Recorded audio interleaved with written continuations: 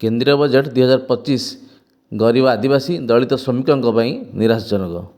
राज्यसभा सांसद निरंजन बिशी केंद्र बजेट 2025-26 पर निजर असंतोष व्यक्त कर केंद्र बजेट उपर देशर 140 कोटी साधारण जनता गरीब खटिखिया आदिवासी दलित वर्ग लोक नजर रही। भारत देश में 80 कोटी गरीब लोक केंद्र सरकार राशन प्रदान करुछंदी। सेमान मध्य बजेट रे नित्य व्यवहार जिनपतर दरदाम ह्रास हेउची कि नाही देखुछंदी। राज्यसभा भाषण दे सांसद श्री बिशी आवश्यक द्रव्य एवं सब्सिडी पर निर्भरशील 80 कोटी नागरिकों बजेट उपर आलोकपात करथिले। अपने आप ही श्री निरंजन बिशी। धन्यवाद आदरणीय उपसभापति महोदय। और मैं मेरे नेता नवीन पण्डित जी को भी धन्यवाद देता हूं, मुझे यूनियन बजट में बोलने का अवसर दिया हो। महोदय, हमारे देश में 140 करोड़ नागरिक यूनियन बजट को देख रहे हैं और 80 करोड़ नागरिक जिसको हम राशन देते हैं वो भी बजट से बहुत कुछ आशा करते हैं कि पेट्रोल का रेट कम होगा, डीजल का प्राइस कम होगा, सिलेंडर गैस का प्राइस कम होगा और उसका प्राइस कम होगा पेट्रोल डीजल का तो एसेंशियल कमोडिटी जैसे चावल, दाल, प्याज, आलू और तेल ये सब चीज़ का प्राइस कम होगा, इन्फ्लेशन रेट कम होगा। अगर प्राइस कम होगा तो ये 80 करोड़ लोग सिटीजन ऑफ इंडिया वो उसका डेवलपमेंट होगा।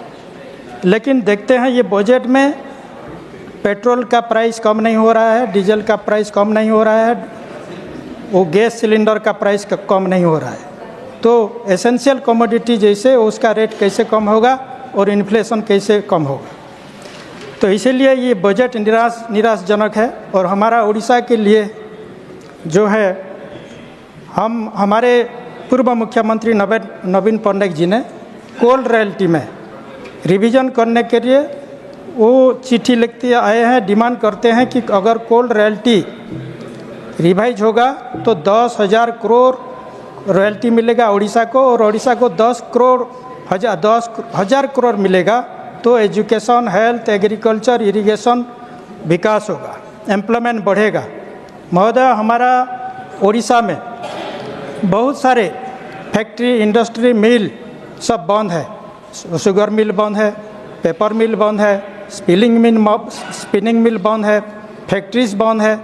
तो अनएम्प्लॉयमेंट बहुत बढ़ रहा है और अनएम्प्लॉयमेंट इतना बढ़ रहा है सब लेबर क्लास ST SC है, OBC जितना लेबर वर्कर्स, किसान, स्मॉल फार्मर, मार्जिनल फार्मर सब इन सर्च ऑफ फूड दूसरा स्टेट को, दूसरा कंट्री को जाते हैं और daily 4-5 bodies, dead bodies reporting coming to Orissa.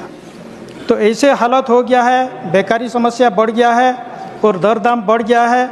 अभी ये 80 करोड़ आदमी जो आम जो ST SC है वो बहुत परेशान है ये बजट में। और महोदय, ST SC के लिए बजट में कुछ नहीं है और ministry of social justice empowerment में जो ST SC OBC माइनॉरिटी दिव्यांगजन का वेलफेयर के लिए होता है एक डिपार्टमेंट, वो डिपार्टमेंट के लिए मात्र 1200 करोड़ फंड दिया है। तो कैसे वो ST SC OBC माइनॉरिटी दिव्यांगजन का डेवलपमेंट होगा। और ST SC डेवलपमेंट के लिए जितना फंड था 24-25 में 26,000 करोड़ था, इस साल में भी वो 26,000 करोड़ है। तो ये केंद्र सरकार क्या ST SC डेवलपमेंट या OBC डेवलपमेंट, माइनॉरिटी डेवलपमेंट, दिव्यांगजन डेवलपमेंट के लिए कोई बजट का प्रोविज़न नहीं करेंगे। तो अगर वो जो मार्जिनलाइज्ड कम्युनिटी है, वीकर सेक्शन है, डिप्राइव्ड कम्युनिटी है, वर्किंग क्लास है, टॉयलिंग मास है, उसका डेवलपमेंट नहीं होगा तो सबका साथ सबका विकास कैसे होगा, देश का विकास कैसे होगा। इसीलिए ये भारत का जो सन ऑफ द सॉइल है, वर्किंग कम्युनिटी है, टॉयलिंग मास है, मार्जिनलाइज्ड क्लास है, प्रिविलेज क्लास है, उसका डेवलपमेंट के लिए ये बजट में प्रोविज़न होना चाहिए, बजट बढ़ाना चाहिए। अगर हम ST SC का डेवलपमेंट नहीं होगा, माइनॉरिटी का डेवलपमेंट नहीं होगा, वीकर सेक्शन दिव्यांगजन का डेवलपमेंट नहीं होगा तो महोदय देश का विकास कभी भी नहीं होगा।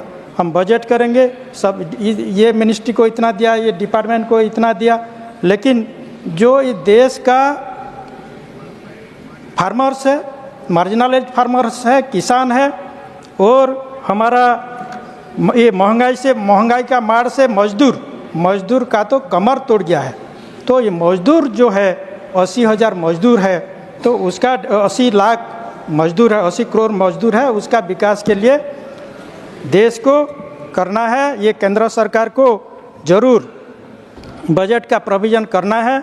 और हमारा उड़ीसा को जो कोल रॉयल्टी 10,000 करोड़ का कोल रॉयल्टी बढ़ा देना है।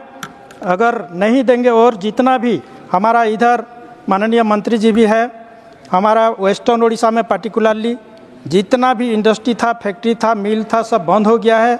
उसके लिए यहाँ नया जॉब अपॉर्चुनिटी के लिए, एम्प्लॉयमेंट अपॉर्चुनिटी के लिए हमारे उधर कॉटन मिलता है, कॉटन फैक्ट्री की आवश्यक है, और एग्रीकल्चर यूनिवर्सिटी की आवश्यक है, और एक ट्राइबल यूनिवर्सिटी की आवश्यक है। वो अगर यूनिवर्सिटी, मिल, फैक्ट्री, इंडस्ट्री स्थापन करेंगे तो जब अपॉर्चुनिटी बढ़ेगा, एम्प्लॉयमेंट अपॉर्चुनिटी बढ़ेगा, तो देश का विकास होगा। Thank you. Bureau report, Nagraj news.